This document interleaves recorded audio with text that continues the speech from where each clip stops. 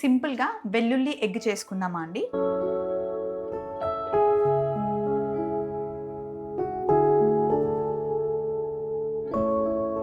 So first ఏం చేద్దాము అంటే ఇదిగోండి, ఒక ప్యాన్లో కాస్త ఎండు కొబ్బరి, కొంచెం జస్ట్ డ్రై రోస్ట్ చేస్తున్నాం. ఇందులోనే కొద్దిగా జీలకర్ర, మిరియాలు వేసి కొంచెం అలా అలా డ్రై రోస్ట్ చేస్తే చాలా బాగుంటుంది.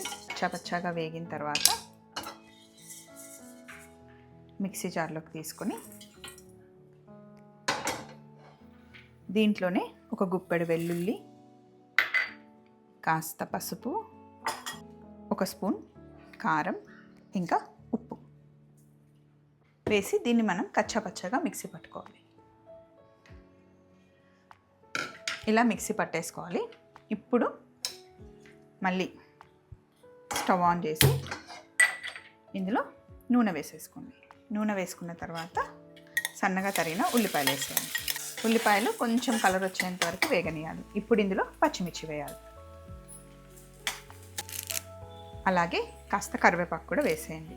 ఉల్లిపాయ, పచ్చిమిర్చి, కరివేపాకుని మంచిగా వేయించుకోవాలి. మనం మిక్సీ పట్టుకున్న వెల్లుల్లి, కారం వేసేయాలి.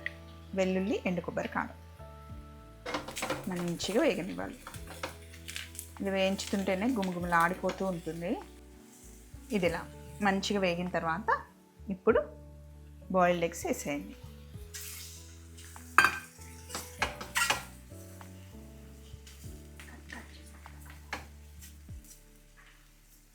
నేనైతే డైరెక్ట్గా వేసేస్తున్నా. మీరు కావాలి అంటే మధ్యలో కూడా కట్ చేసుకోవచ్చు.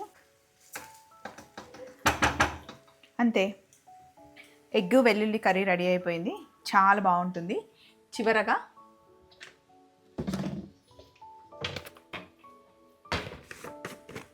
కొంచెం ధనియాల పొడి యాడ్ చేసుకుంటే సూపర్. కొత్తిమీర ఉంటే కొత్తిమీర కూడా వేసేసుకోండి. అది ఇంకా మీ ఇష్టం. సింపుల్గా తయారు చేసేసాం. బాగుంటుంది. రైస్లోకి, చపాతీలోకి, దేంట్లోకైనా అదిరిపోతుంది.